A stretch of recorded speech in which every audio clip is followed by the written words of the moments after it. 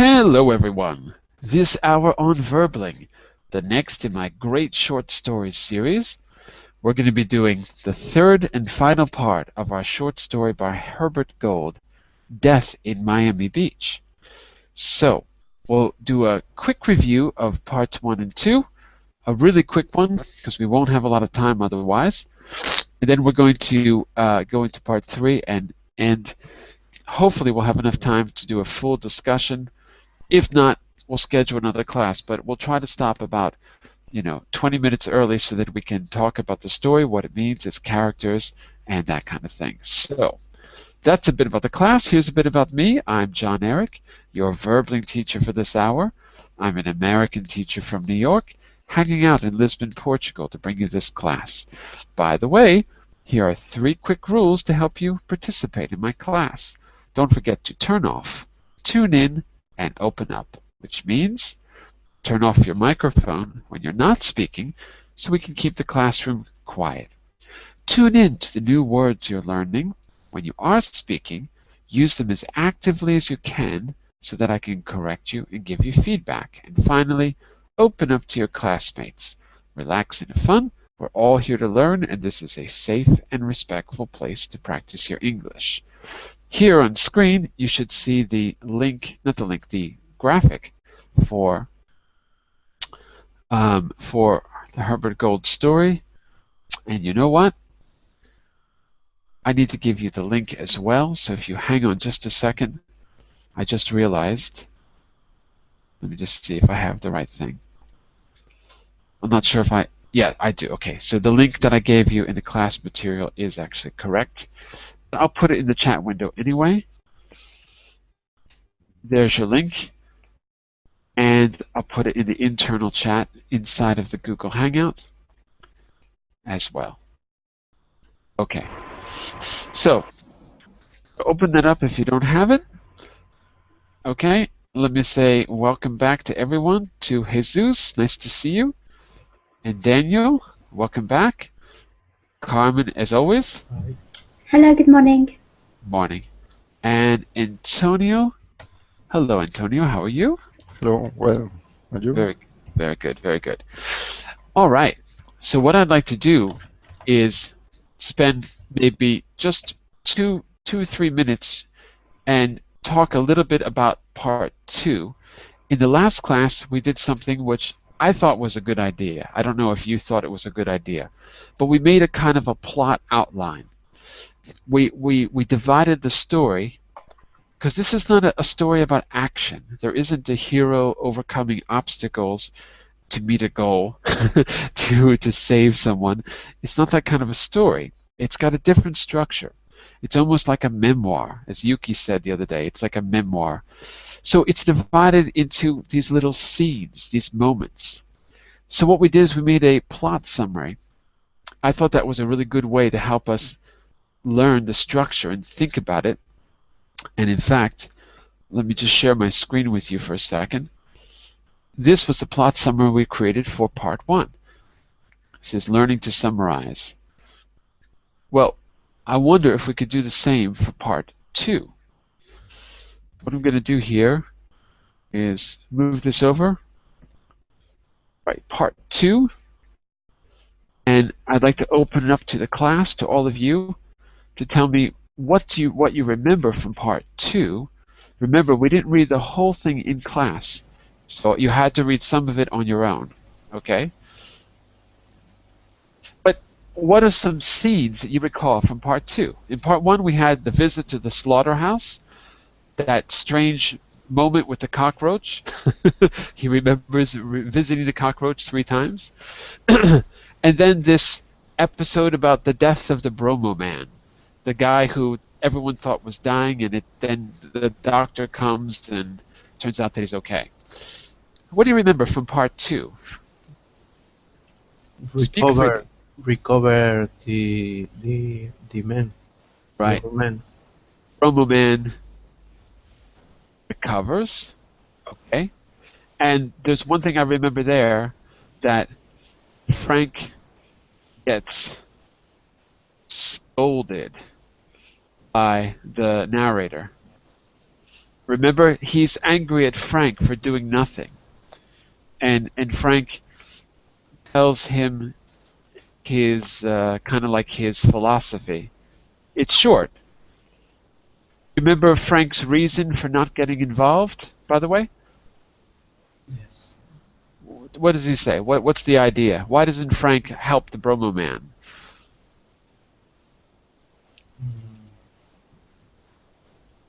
Don't do it anything. Yeah, he doesn't. He doesn't. Why doesn't he do anything? Does he think the Bromo man is lying? Because that was our first guess. Because there is not the last time he did it. Yeah, I'm with you. The last time he did it, what happened? Well, where he said basically that he was dying from a heart attack. Abramov wouldn't do anything good to him. And if he was not dying from a heart attack, what good is Abramov? Right. Okay, so he kind of, and there's another reason. Actually, Carmen, you're right. But there's a reason even behind that. Remember, he said something about that he learned not to stick his neck out or something like that. I don't remember exactly what he said. So it's kind of like this life lesson. Yeah, he said, I've been in trouble for saying things before I learned. Okay, that's right. Learn not to say things. Right. So that probably means something in the course of our story. Probably. We'll see. I think with this kind of structure, this kind of narrative, we don't really know until we get to the end of it what all these little scenes have to do with each other. It just seems like he's remembering things and there doesn't seem to be a clear cause and effect or connection. But in the end, it'll come together in some way. It must. Okay, besides Bromo Man recovers, actually maybe we can make these two different points. Bromo Man recovers A, Frank gets scolded by narrator B. Does anyone remember anything else from part 2? I'm trying to remember myself. Everybody to his job, cubicle. Pharmacist. What? Daniel, repeat that part again. I couldn't quite hear what you said. The doctor and the pharmacist. Doctor and the pharmacist come back. Their everyone returns to work. Yes. Right. Everyone returns to work. Okay, got it. That's true. The pharmacist was back in his cubicles counting pills. The doctor had returned to his office. So everything goes back to normal, right? Mm-hmm. I don't know if we kept reading after that. I don't remember where we stopped. But I was asking you if you could all read ahead to the end of part 2. So after they all returned, does anyone remember what happened? We didn't read the next part, but did you all read ahead to the next part on your own? The writer come back his job and carry on his trip toward the winter, toward another cities. Well, other cities. So he went back to Detroit. He went back to Detroit. His daughter asks him big questions, right? Silly questions. Right. Well, silly questions, but not that silly for her. Not that silly. The big questions of life, like what's God's last name? Okay. Did anyone read the next part of the second half of part 2 or not? No. Because okay, so we need to read it together then. All right, because the next episode is with the waitress. If you didn't read ahead, you won't know what it is. All right, so let me move forward here. I'm going to open this up.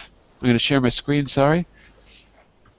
Okay, and so I guess we're going to have 4 instead of 3. So let's pick it up here. As we know, it is customary for Carmen to begin reading. Carmen, you must begin. Let me So, find it. do you see where we are? We are right. Hang on a second. Yes, but I just see my own documents and trying Okay. to find it. He went back to work. Okay, I got it. If you hang on a second, I gotta go to the selection tool. But I think after the daughter, we have this paragraph, and then he goes to meet the waitress. So maybe you could take. We'll all try to take 2 paragraphs like before. Can you see where we are? The foregoing. Yeah. Okay. The foregoing inconclusive words were written 2 years ago. Now I have seen fit to return to my cafeteria, an old fox slum on Lower Collins Avenue, and how to pronounce this word? Ostensibly. I know what it means. I don't know how to pronounce it. Means Ostensibly. like ostensibly. Right. Is it like showing off something? No, that's ostentatious. Is showing off. Ah, okay. So. Ostensibly just means, basically. Ah, okay. For all intents and purposes. Okay, ostensibly for the same lure of cheap sun, sky, water, beach, boredom. I ride, I swim, I stroll on Lincoln Road, I eat sticks and pizza, I sniff the sea with my sunburned beak, I suck in my belly and run barefoot on the sand. Barefoot on the sand. I sleep, I write. In front of one of those new hotels, I found a nude in plaster, beckoning with her hand. Beckoning with her hand lifted as if hitching a ride. All aboard. You masturbators. There you go. There it is. Some of the fruit juice and hamburgers stands have disappeared. New ones have opened. The Ely's department store, here since 1919, is closed. Looks ransacked, has a box of Fruit of the Loom t-shirts built in the window, and a U.S. federal court bankruptcy notice affixed to its silly door. So this is a paragraph right out of classic beatnik writing. It's like stream of consciousness writing, all of these details of everyday life, kind of hyper detailed. So it's a really good example of maybe how he fits in with that post-war group of writers. So that's kind of interesting. So what do we notice about time? What's the shift in time that happens here? Let's make sure that's clear. 2 years have gone by. Yeah, so he's back to where he was later. That's the first thing. So he left and he came back. What about ransack? That's kind of a word you don't hear every day. The hotel looks like it's been ransacked.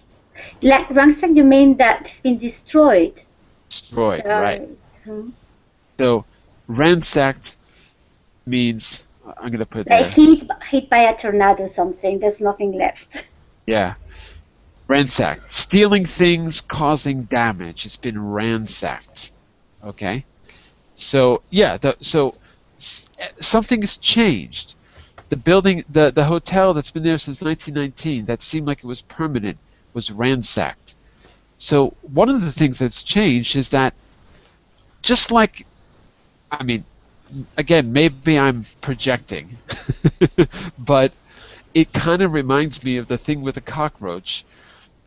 As he comes back throughout the day, there's less and less cockroach until the cockroach is gone. Now, 2 years have gone by, and the city itself seems to be decaying.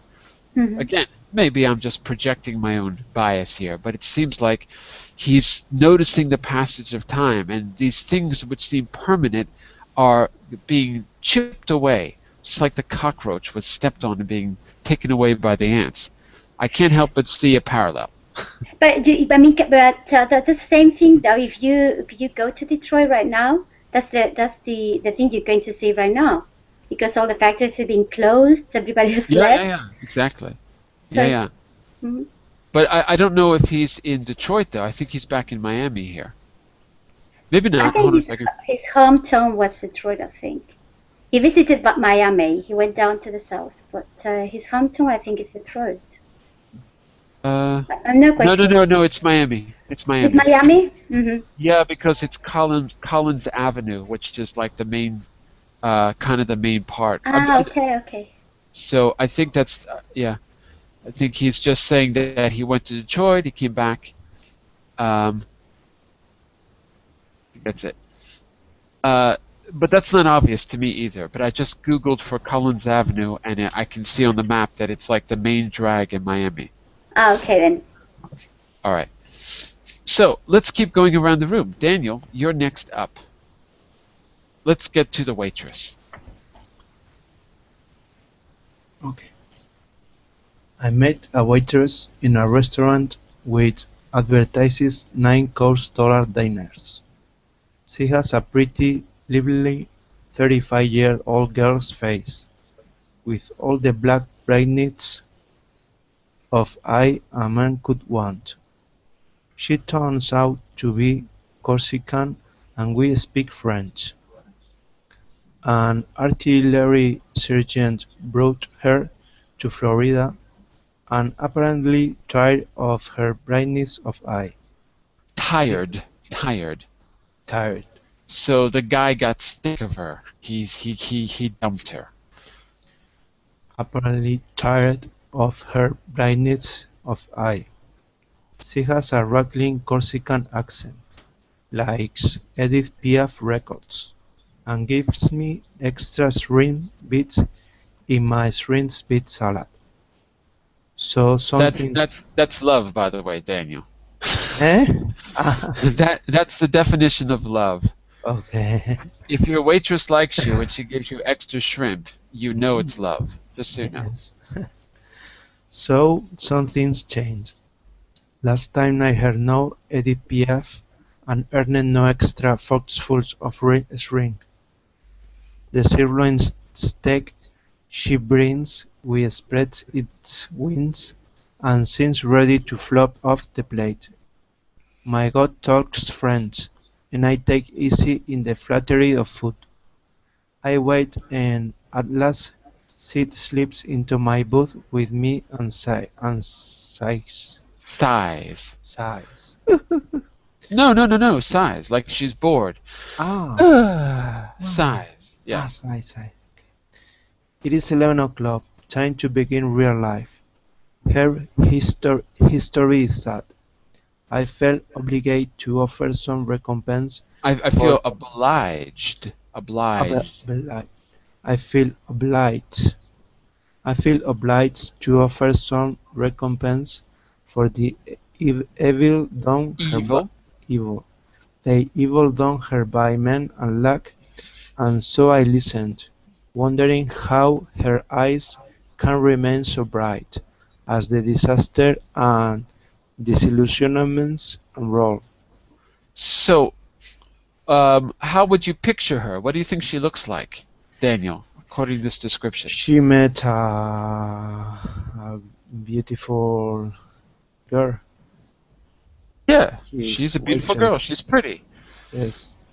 So her bright eyes mean that she's like, very expressive eyes. Yes. And she's Corsican. Where does that mean she's from? If she's Corsican? I don't know. She's from Corsica. The island over there? Remember Napoleon? Napoleon ended up there? No. Somewhere above, like Napoleon, somewhere above Sardinia. Isn't Corsica, isn't that the one that's disputed between Turkey and Daniel is Corsica. Okay. I was searching the text, looking for the word Corsican. Okay, yes. Corsos.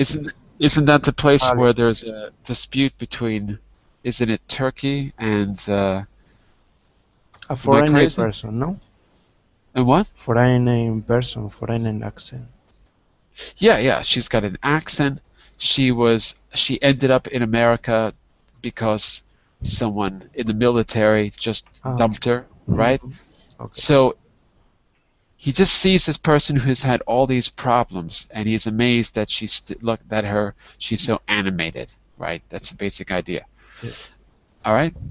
Okay. Um, Like a sculpture. something like that, yeah. So Yuki, one up there. Maybe Okay. we're going to take the bottom of 10 and the top of 11. Let's find out what happens with our waitress. I can't Yes. remember if that's it or not. Let's go ahead. Sorry. When I said good night, she replied with a funny, laughter fiddling. Fiddling Uh, diddling. yes, silly, yeah, fiddling. Fiddling means moving because you have a fiddle, like a violin is a fiddle. So if you're fiddling, you're moving your hands, you're moving your fingers fast, like as if you're playing a fiddle. Uh, And diddling doesn't mean anything. So yes, it's kind of a silly word. as if playing a violin, yeah. Yeah, a fiddle is a violin. So fiddling is like Fiddle, violin. moving quick. Yeah.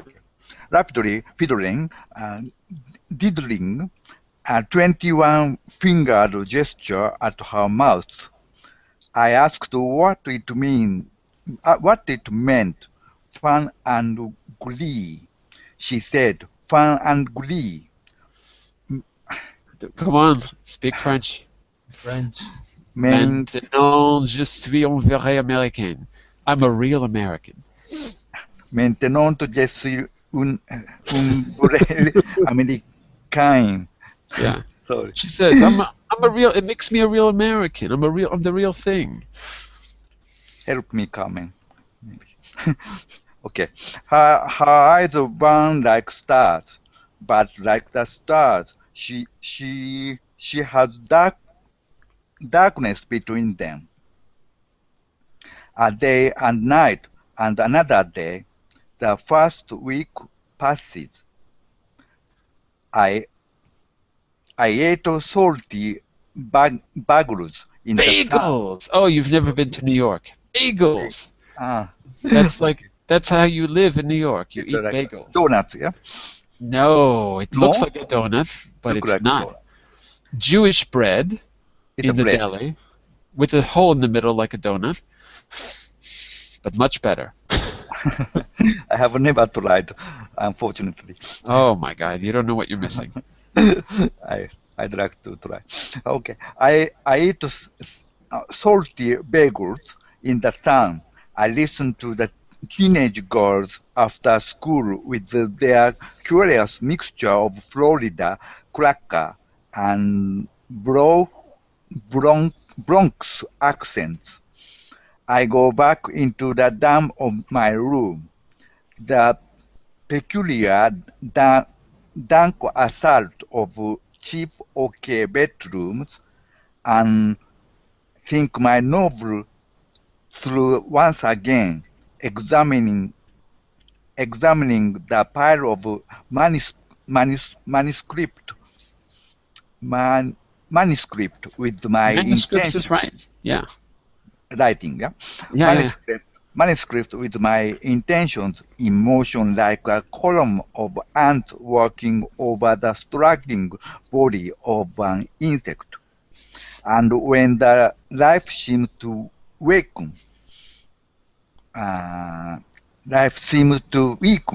I leave it and go out onto the beach or into the street. What do you think about that line, like a column of ants working over the struggling body of an insect? Does that seem familiar? Yes, it is. Maybe I think it is familiar for the narrator because before he clipped, he tapped it. What? He What? he, What? Tapped? Stepped? Carmen's he writing stepped. stepped. Yes, sorry. He stepped over the insect. Right. So it's that image coming back. Yes, image coming back. By the way, take a look at this too. Everyone, take a look at this. What's this? Can everyone see that? Yes, that's a bagel. It's a bagel. That's Bagel. a poppy seed bagel. Oh. Ah, Sounds delicious. It looks delicious. If you're in the village in New York, you go to Father Demo Square, which is on 6th Avenue and Bleecker Street. Bagels on the Square. That was where I used to have my breakfast. Bagels on the Square. Is it Is filled it with salty? something? Have it got some cream inside something? Yes. And they have like 200 kinds of cream cheese you can put inside.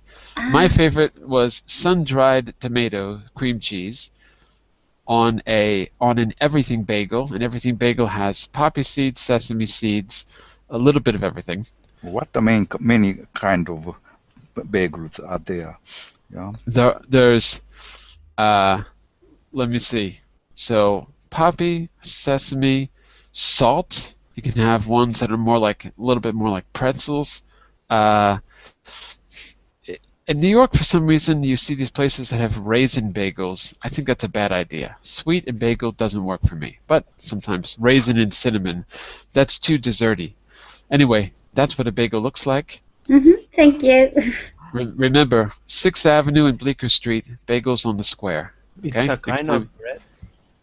Yeah, you take the dough, you boil it, and then you bake it afterwards. So the outside it's like a crust on the outside, but the inside it's very soft and spongy. Okay. Oh, it Taste, Now you know. taste. sounds tasty. I'm hungry. Yummy. I'm, I definitely I'm famished. try. Duke, we're going to take a plane to New York. You're just going to have Yes, one right now. Now you If I know. could go to New York, I would definitely try it. And where are you gonna go? 6th Avenue and Bleecker Street. Bagels on the Okay, square. I remember. Okay, You know. we keep that in mind. Right. If you're uptown, I've got other places for you to go. But downtown, there you go. Okay, so that image comes back. The ants working over the struggling body of an insect. But this time he's talking about his writing, and his writing is the dying insect. That's his writing. And the ants are his intentions. Interesting. Well, Yuki, let's take one more, and then we're going to turn it over to Antonio. What does he have to say about madness? Madness. Madness consists partly in an extreme of isolation, partly but demanded to tumble. Demented. Demented. Yeah, like there's something wrong with your brain. You're demented. You've got Alzheimer's, or you're demented. Insane. Okay. Insane. But demented to tumble down from their associations and memories into other associations and memories. They were sent away into the future with a map of the past which conforms to no agreed past and to no other map. And yet it is their only chart, their history and route, their need which are unfailingly present. The lonely traveler also brutally inflicts Inflicts is correct. Inflicts. absolute possession of his movement upon the endless day, and the novelty of what he sees joins him in yet another way to his deepest desire and dread. He returns, he never let go.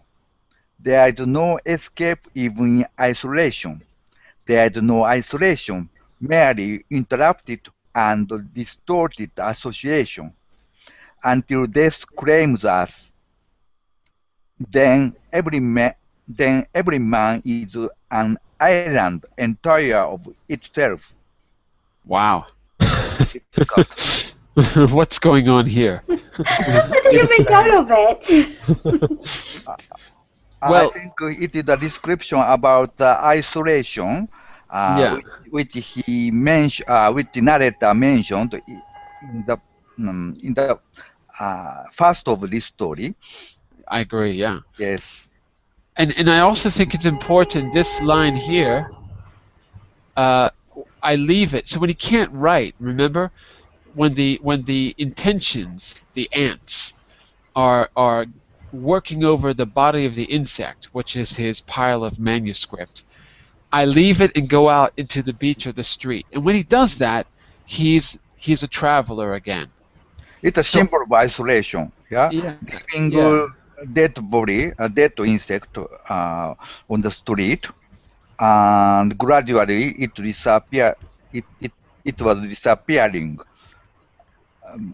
by ant. Yeah, Mhm, so it symbolize the death and isolation. mhm. Maybe it have a relation with his idea of madness and mental health. I don't know. Yeah, I don't think he's crazy. I think that he's trying to come to terms with his age, I think, and this reason he's in Miami twice now, and I don't think he knows exactly why, or he knows he's there, but he suspects there's another reason, and he keeps looking out into the society and all these little moments that happen, and he seems to be trying to find a connection between these things. Mhm. So in this particular paragraph, I'm a little confused because I don't really know what he means by the first part, the demented tumble down from their associations and memories. I don't know what he's talking about here. Their associations. Madness consists partly in extreme isolation, partly. I don't know who their. Does anyone know who are who are their associations? I'm not exactly sure what he means by their because I don't see a plural word. But I think the general idea is I that think before. here Yeah. the association means the relationship with other people, no? In the first of this story, narrator said that the state of madness can be defined as an extreme of isolation of one human being from everyone else. But the So, only plural word he has is the word intentions. All the other words are singular. So when he says their associations, I think he means his intentions. I think. By the way, I'm not saying you're wrong. What I'm saying is it's a little hard to follow what's actually happening physically in the world. I think what's happening is that he goes out into the street and all of his intentions about writing are still in his head as he walks out into the street and becomes a lonely traveler and makes a connection between the traveler looking for a direction and the artist or the creative person trying to work over these themes and express them and figure out what he really wants to say, something like mhm, that. I think. It's a little mhm. hard to follow. I think after this story, want to say that that isolation is a state. Is a state when human being isolated from other people. It relate to the lonely and maybe it bring them to mental health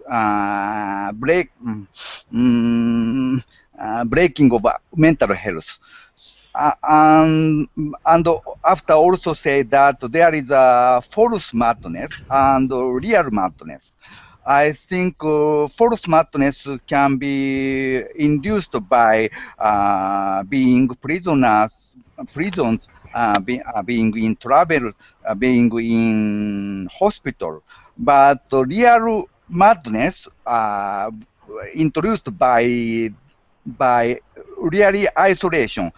It means death. So there is many description about death in this story. Insects death, a man's horse death, yeah, Hmm. death of turtles, slaughterhouse. So I think this is isolation. Real isolation means death.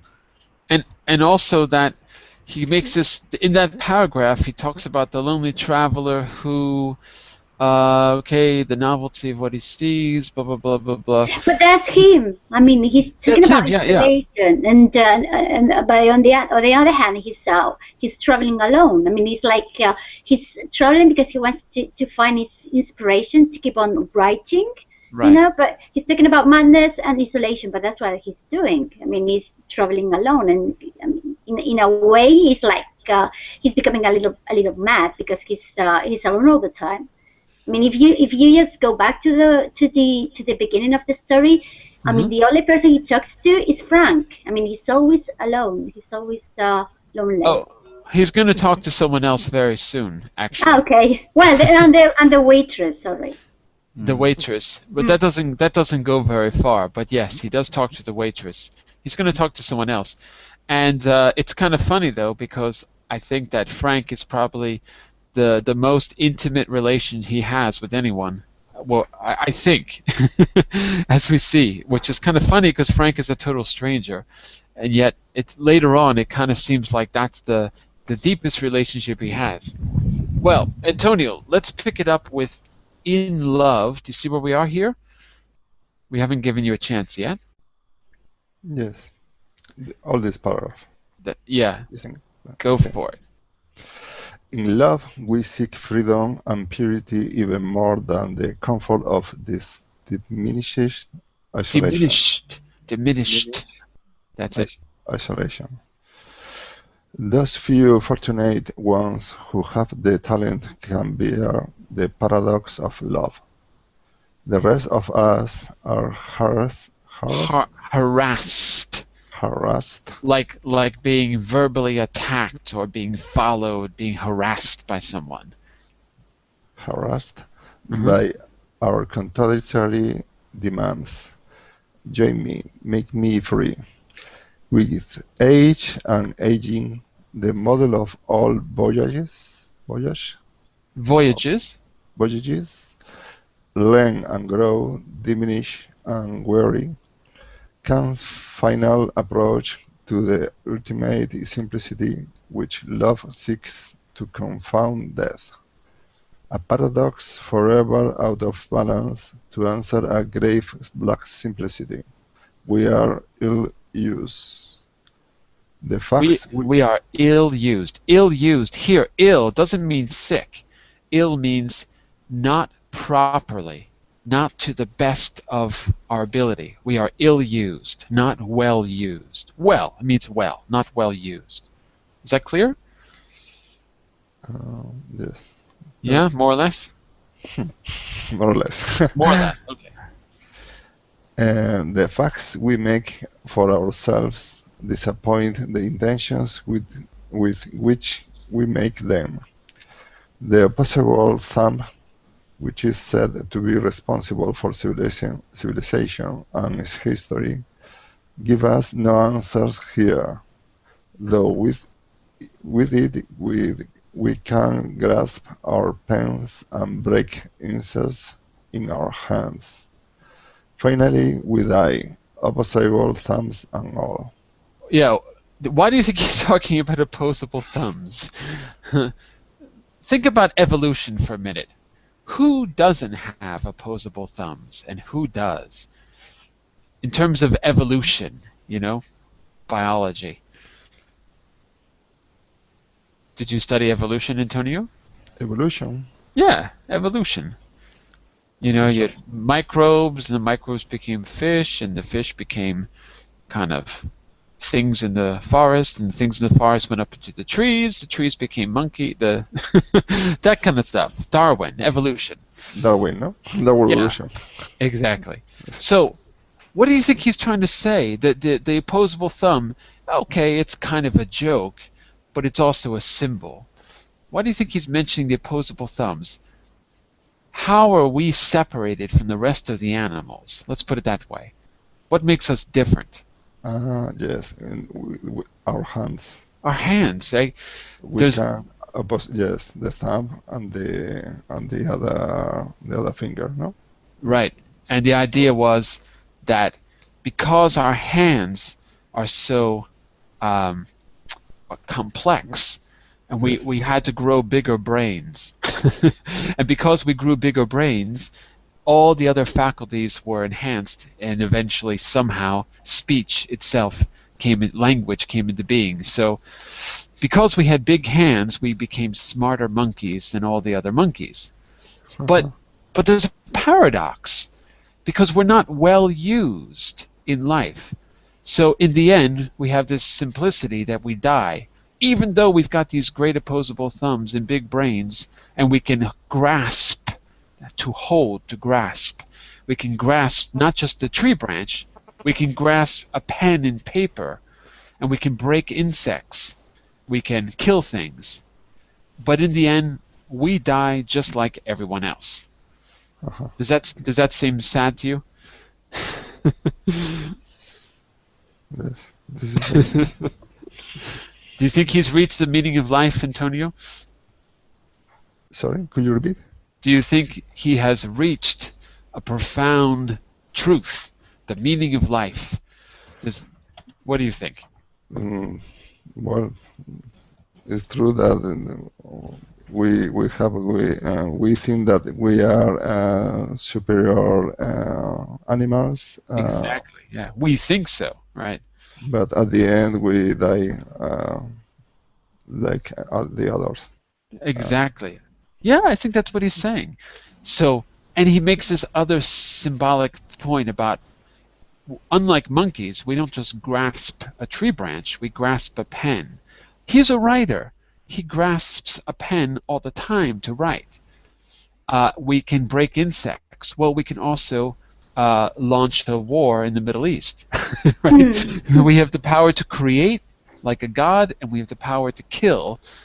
So despite all of this power that comes from our opposable thumbs and our big brains, we're just like all the other animals. We die as well. So it's a little hard to follow the writing here, but it makes sense if you kind of slow down and kind of get behind what he's saying. It kind of makes sense, I think, I hope. Antonio, want to take one more?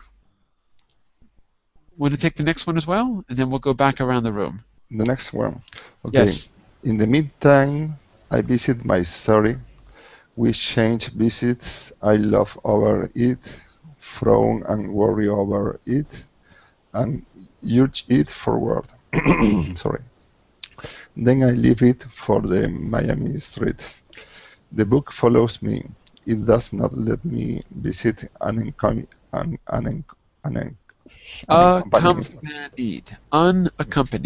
Unaccompanied. Good. It enters me instead, and I try to shake it off as an adept at voodoo fights against possession by the importunate God. The opposable thumb is of no use in this context. Both the price and the weapons have reached beyond tools, even tools of thinking. I'm the quadruple God's horse, dream of love, hope of meaning, joy of power, release in being. Too much burden on one soul. Who asked me to feel sorry or glad for others? They were merely pious. Pious. Pious, like religious, pious. Pious. They were merely pious who asked me, why follow their orders? I decide I won't. But I cannot escape myself, which also gives orders. The flower of feeling opens, the flower shuts. It obeys the freshness of weather. All emotion flowing from health or illness partakes of the pathetic fallacy, identifying moral value with the gifts of nature. My feet want to run, and I'm wearing cats, and feel light on the foam rubber soles, but the heat of the sun holds me to earth. Do you know what Keds are? Everyone? Do you know what Keds are? A brand of shoes? Yeah.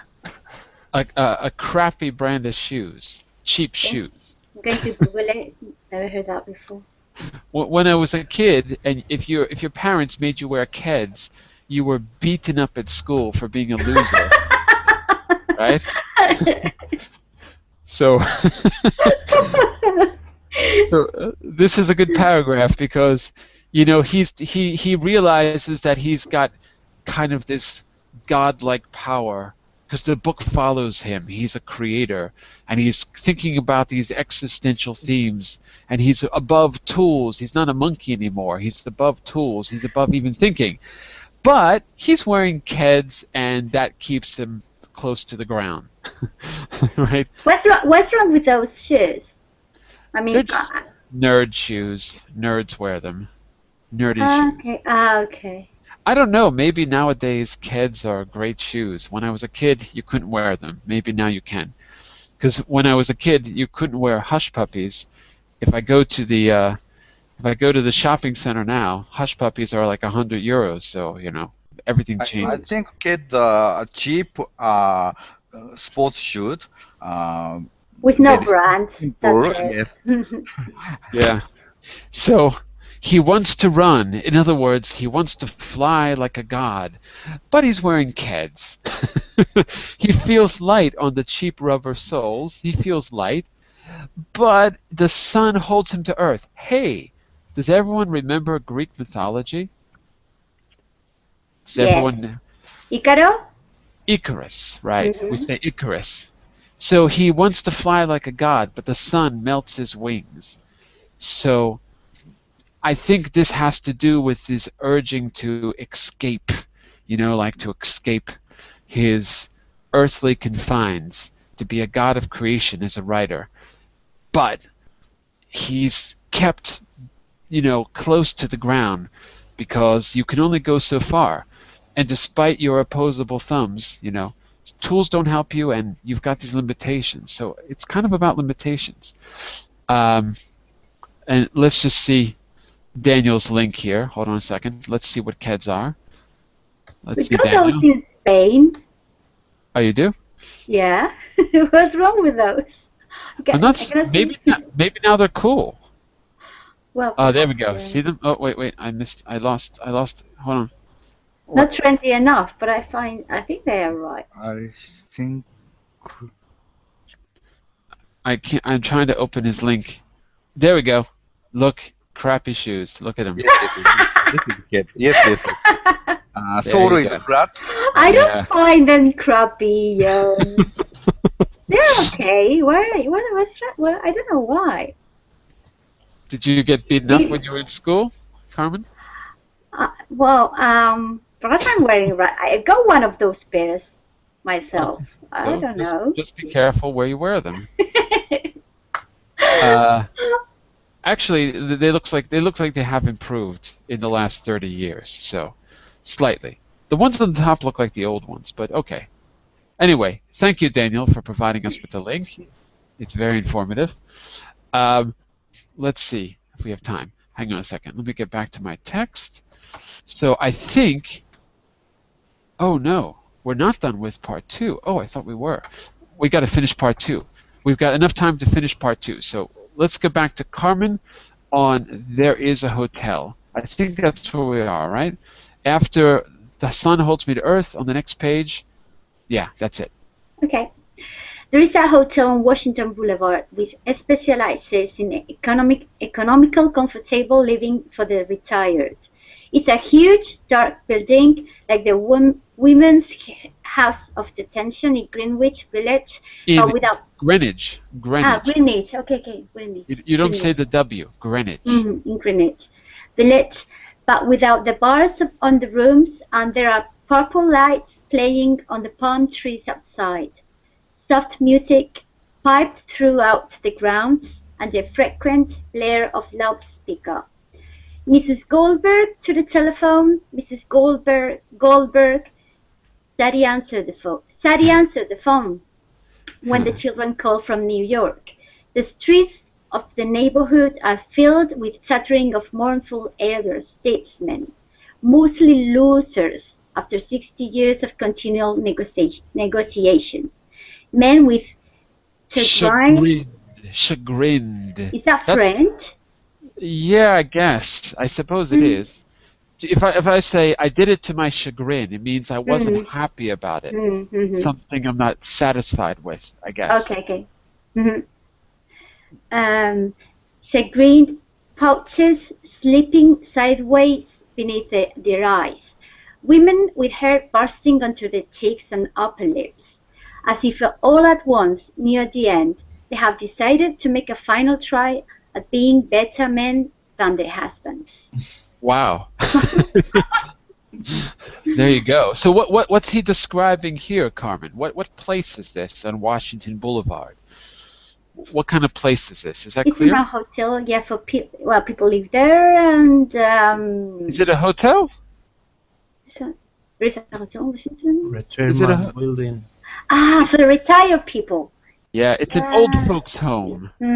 okay, yeah. So in the middle of Miami, there's an old folks home, a place for retired people. Is it a nice place? Nursing home, no? Yeah, nursing home, basically. Yeah, basically. Is it a nice place? Why not? Looking. It says the people live there are losers, but Okay. okay. Women's It House looks of like a Detention. prison. Okay, It's yeah, like a yeah. prison. The Mhm. Women's House of Detention in New York. If you Google, you can see the Women's House of Detention. You can see images of it. I'm not going to do it right now. It's like a jail, no? It's like a jail, Mm. except Only there is no bars. there's no bars, and also we're in Florida, and so everything's got to be. Remember that word, Carmen? Ostentatious?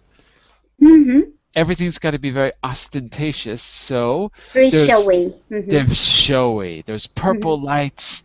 There's music playing everywhere on the grounds. Loudspeakers. Mrs. Goldberg to the phone. Sadie, answer the phone. Right. So that must be nice for the people living in the area to hear that all day long. So it's all of these old New Yorkers who've retired in Miami are living there. Um, Mhm. losers with chagrin pouches slipping sideways. So they've got baggy skin and they're old Yeah, people. yeah. Mhm. I think, Daniel, you're probably going to take us to the end. Can you take the next paragraph? Yes. Oh yeah, sorry. I know I understand what it says about the women trying to be husbands because it says they are growing hair on the upper lips. What? The growing hair on the upper Yeah, lips? that's it. When it says Oh, they have yeah. decided to make a final try at being better men than their husbands Oh, because I see. they're growing. Yeah, because they've got a hairy upper lips. That's why Hair bursting onto their cheeks and upper lips. they don't Okay. remove the hairs. That's why. Yeah, because they're old and nasty. They don't care. They grow hair there, so what the heck? I think he also means that they're probably scolding their husbands a lot. So now that it's their final chance just to be, I think he's making a comment about their relationship too. So Mm, they try to outdo them and control them, and in the end, they just become men. yeah. I think something like that. Daniel, take it away. Okay. To walk through the crowd during the hour following their afternoon naps is to wade in senility. To wade. Wade is like when you put Wade. your feet into water. You Mhm. wade into the water. So here you're wading into senility. To wade in senility. There is a deep sea lack of light despite all the sun and bricks resort clatter. You gasp for life and run to look in. You gasp. You You gasp. gasp. You gasp for life and run to look in a dusty window. Narcissus wants to be just 35, nel mezzo del cammino di nostra vita, and not 70, not 70. The crowd flutters by. She thought she could be my daughter-in-law, a girl like that, to be my daughter-in-law. And you know what? Now she is. I used to be in business. I had a good business. It was a nice store, good location. Furniture, I should have kept my location. What does the weather report say? Does the weather report ever say anything bad? Moish died. Moisha. Moisha. Moisha died. Good Jewish name, Moisha. Ah, okay. Moisha. Moisha died. Moisha dead. He had an attack. Well, we all got to go. Is it the same voice, the same Rhythm? rhythm? Is the same voice, the same rhythm? It is the same crowd, grief, isolation, death. There almost always seems to be an ambulance pulling up or pulling away. Just one quick point before we run out of time. Nel mezzo del cammino di nostra vida. Does that sound familiar to anyone? I mean, he wants to pretend he's younger than that. He's in the middle of his life. Not just No, younger, in the end of it. but nel mezzo del cammino, halfway through the path. That's it. Right? That's in the middle. Mm-hmm. Does that remind you of anything in literature? First of all, what language is that? Italian. Italian. Yeah. Does that remind you of anything? Does that remind you of a famous text in Italian? Does it remind you of a text that begins with, in English the translation is, abandon hope all ye who enter? Oh, yes. Boccaccio and Decameron? Oh, maybe. No, I was going to say, it reminds me of a funny reference to the Inferno because Dante, no? yeah, to Dante, Sì. because he wakes. I woke up halfway through the path of my life and didn't know. I forget what the line is, but kind of reminds me of that. Well, listen, we're gonna do part 3 in the next class. Okay, it's a little bit shorter than the others, so we will be able to read it and discuss it. I'm going to start the business class right now. I've got to stop. I will make sure that we have a discussion class as well. I will make certain of it. So I'll take a look. If it's too long, I may ask you to read part 3 before class, but I'll take a look later and let you know. Otherwise, we'll read it and do the discussion on Thursday at the same hour. Okay? Questions and comments, you can always send them to me through the Verbling chat system. I'll see you in 30 seconds for the business class. Bye for now, everyone. See you soon. Have a nice day, all. Bye-bye. Bye for now. Bye. Bye.